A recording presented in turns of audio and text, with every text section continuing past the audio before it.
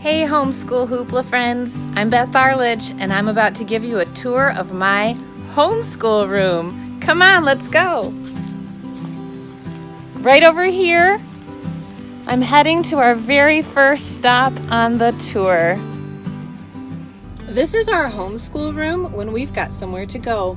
We like to listen to memory work or do our little workbook pages on our way.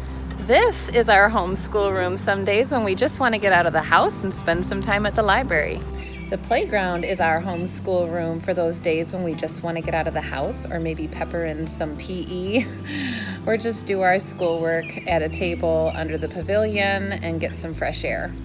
Most days, our homeschool room is right here at the kitchen table. We sit around the table and the kids work through the work that they have to do for the day.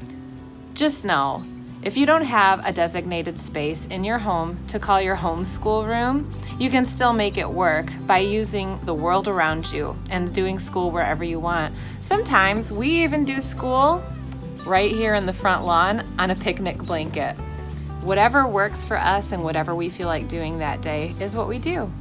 And so I just want to encourage you that while a homeschool room is really nice, it's not always necessary and you can make do with what you have. In a separate post, I'll share with you some organization tips and hacks.